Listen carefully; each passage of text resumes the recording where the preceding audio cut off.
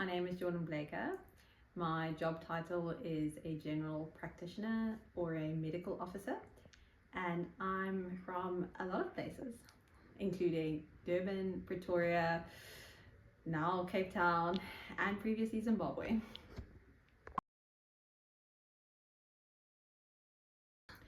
I am a doctor, so I started my own practice. So in a way, I'm a bit of an entrepreneur as well as a GP, and that's where I work during the week. And then occasionally I do still do some overtime, especially on weekends at a private hospital, and I work in that emergency unit as a medical officer. So I'll be the doctor that sees you when you come in.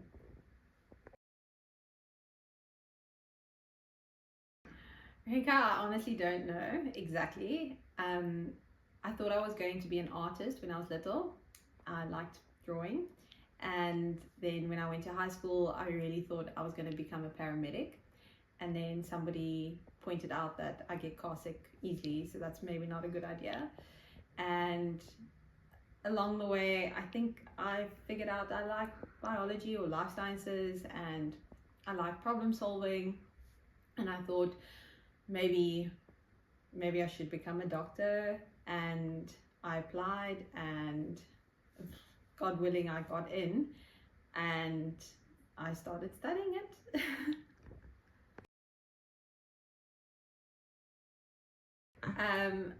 Yeah, as I mentioned, I thought in grade 11, just before my grade 11 exams, which are actually the most important exams because you apply to university with those marks, I thought, oh, maybe I want to become a doctor.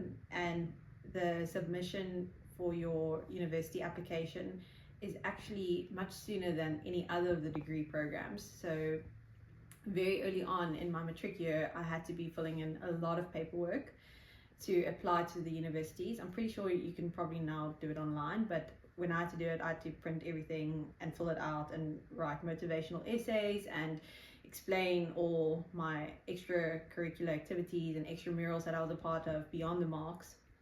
And I had to write my NBTs very early in my matric year, just to be able to apply to study medicine.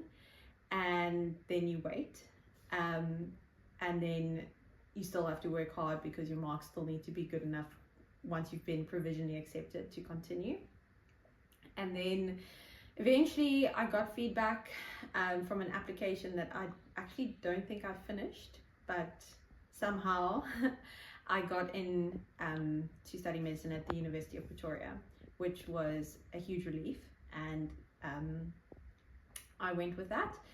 And I luckily also got res placement, which is another difficulty on its own. And then I started university, and then in my first three years I studied, and I stayed at res. And there's a lot of challenges just with, you know, starting to be an adult, living on a very, very tight budget, and starting to do things for yourself. And that transition was on its own very difficult, I think, for anyone leaving school. Never mind a lot of work. And then it went relatively well, and in my final year, COVID happened, and that changed things quite a bit. So it changed how we did at that point our clinical rotations. We were no longer doing lectures, we were only working in the hospital, so there was a bit of time off and then a bit of catch-up time. And you know, we didn't know what this virus was, there weren't vaccines available, so there was a lot of uncertainty, and you went in and did your best and wore your PPE and luckily got through all of that without contracting COVID or getting sick. But during that time, there were 2 subjects that I needed to write second exams for because my marks weren't good enough. And that was the first time I really considered that, oh, I might not finish, I might not do this. But I must be honest, like, it's very common to fail subjects in university. A lot of people do, a lot of people have to repeat years. People I studied with repeated years, and luckily there's a lot of accommodation for that, especially where there's good reason. And yeah, I had to stay a bit later than everyone else, and then I passed my 2 exams that I needed to pass, and I didn't have a graduation, and I didn't do a formal oath taking, which is also unusual. Usually when people graduate, they have to cross the stage and get capped and receive their degree. And doctors are actually, I think all healthcare professionals are supposed to do a Hippocratic oath in front of an audience, and we couldn't do that because of COVID. So we all recorded ourselves taking the Hippocratic oath and then sent it into the university, and they made a collective video of that as a sort of recording for formal purposes, I suppose. And then I waited for my internship placement, which came out late, and moved across the country from Pretoria to Cape Town. And again, very luckily got accommodation at the doctor's quarters, because finding a place to stay in such a short amount of time was also a challenge, and started my job.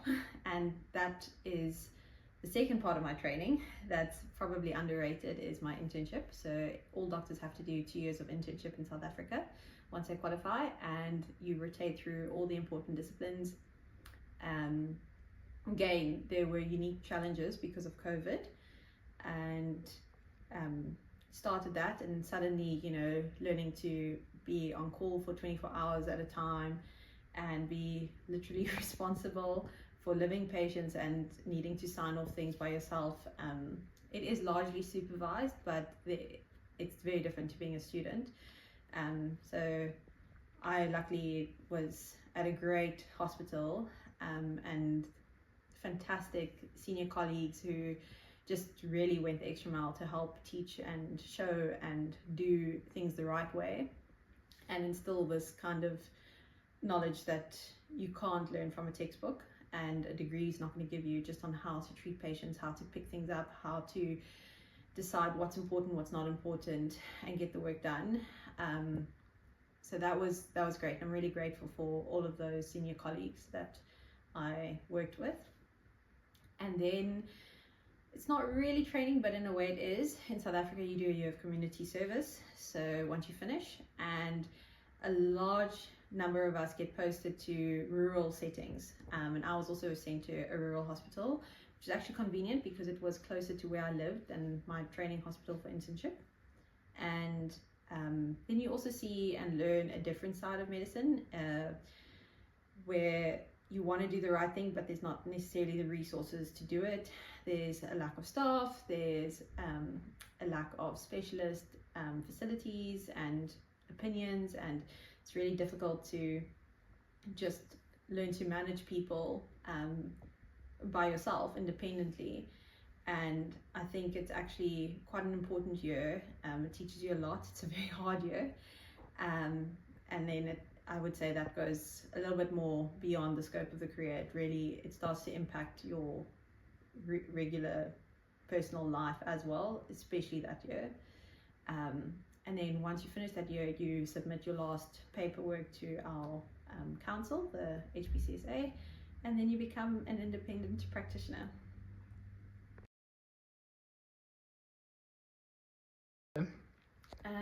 Well, you have to start early, like I said, in grade 11. So, yeah, if at any point you're watching this during your high school career, it's fine. It's never too late to retake your MBTs, but you do need good MBT results. And yeah, you need to have maths core.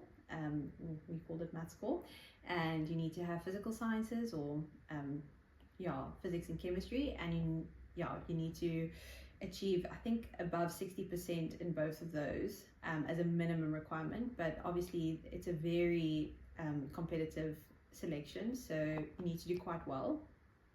And then apply everywhere, apply to all the universities. That's what I did.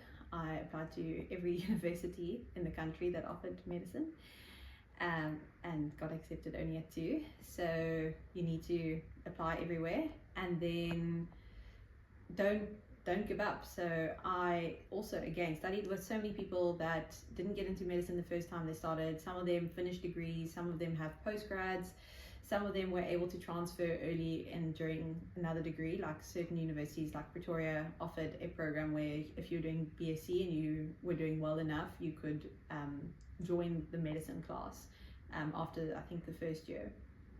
And WITS has a graduate entry medical program where you can have any undergraduate degree and you can join there. I would say the best advice I can give to anyone is just don't give up, just carry on. There's a friend I have now who's in her final year and she's also done a lot of studying. She's already got a degree and a postgrad and she just didn't give up. And if you fail subjects along the way, just redo them, don't give up. It's going to be hard. That's unfortunately what it is. So as I mentioned, you do need core mathematics, you need physical sciences.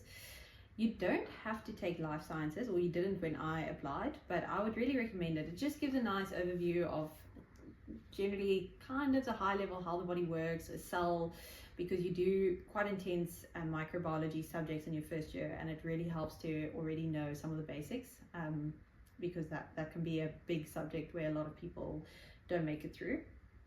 And then a unique one that I think is overlooked is languages. So I took second language Afrikaans, and that actually worked in my favor because I ended up working in the Western Cape, and most of the population that I encounter at the hospitals and at the clinics speak Afrikaans.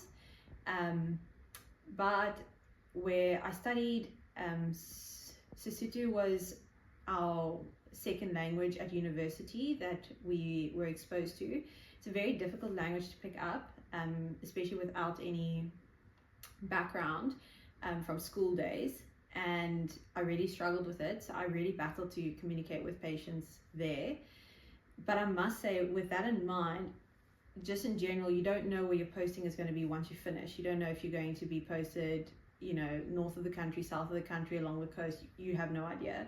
So English obviously is widely spoken, but in a lot of hospitals there's some patients that just won't understand English, and I've experienced that in the Western Cape. So Afrikaans has helped me, but I think Zulu and or Xhosa would be really beneficial to have exposure to before you start studying, because you're going to need it during university and you're going to definitely rely on it after you finish.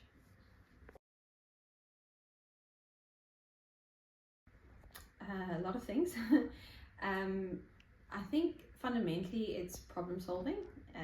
You are either trying to figure out what's going to help someone feel better, or if it's a bit deeper or bigger than that, what's wrong with them, what's the diagnosis, or why aren't they doing well. So that kind of problem solving I enjoy. It's satisfying.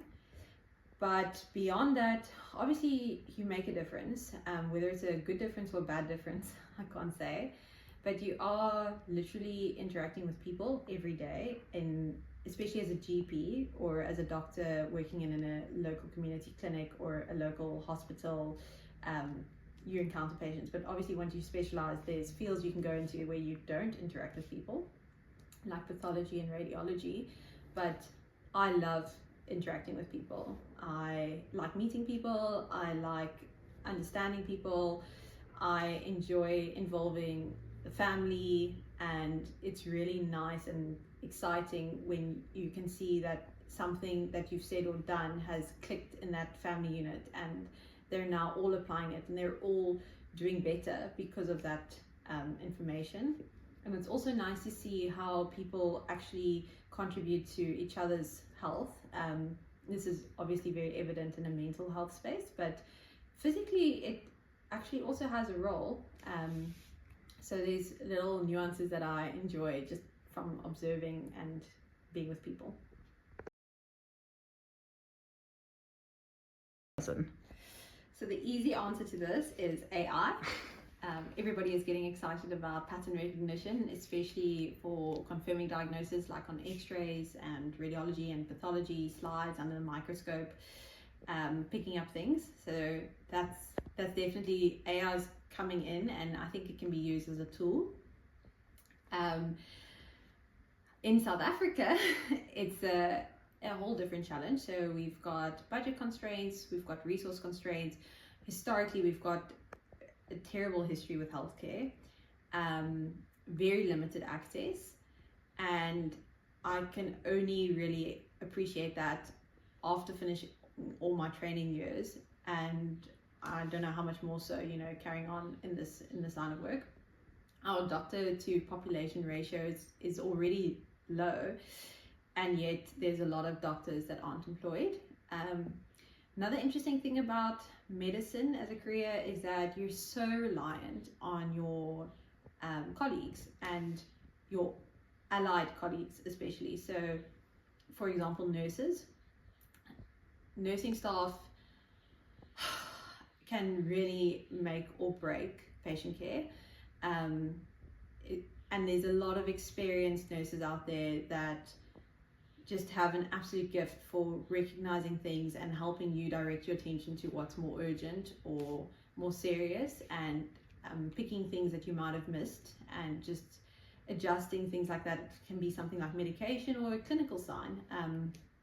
So nurses are such a big one, and unfortunately our nursing staff are worked to the bone, and there are very few nurses for how many nurses are actually required, especially at a primary healthcare level, that's in the clinics. OTs and physios are responsible, I want to say in South Africa, primarily for rehabilitation therapy, but they have a huge role to play in, childhood development and treating things beyond just medication. There's a lot of things in medicine that actually medication is not the best treatment. Again, access to OTs and physios unfortunately is so limited. We really need more posts made available for those professionals. And then psychotherapy. So psychology. In an ideal world, you'd attend multiple sessions with a psychologist, and most of our patients won't ever get to a psychologist. The best that they would get would be a social worker, which leads me to the next discipline that's so overworked and there's just not enough social workers for their demands. They really are filling more than just one role. They are not a social worker, they are actually a psychologist as well, and they are a leaning or a structure, or we rely heavily on them. They help us place patients that are too sick to go back home, but there's nothing further to be done. So they might need an old age home, or they might need a special care facility. And those kind of places are very difficult to A, find, and B, get a person into. And social workers really go the extra mile for bridging the gap between a doctor and a nurse treating a patient in the hospital, and then helping teach the family to take over that care. And that's kind of what ends up happening most of the time, because we have such little access. So I think now with our structures in South Africa, our history, the projections for the future, we're in a really challenging time. My greatest fear for our country is that we're losing too many skilled individuals. We're losing a lot of people with great knowledge because they're not being employed, or they're leaving the country out of not having another option. And the workload is too much to do properly for those on the ground in the posts. So the level of care being received is actually not what it should be. So it's difficult because, I was lucky to train when we didn't have this, we had resource constraints, but not to this level. But I think for young doctors finishing now or recently qualified, their level of exposure to good training is much less, and that will have an impact on patient care. And I think it's visible already. So it's it's not an easy time to be a doctor, but everybody's got to do what they're good at and fill their role. And we pray that South Africa will improve.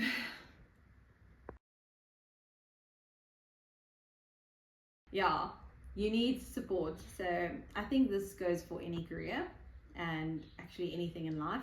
You need support. So somebody once told me you've got to scaffold your support around you to help you cope with the requirements of the job. And that's absolutely true.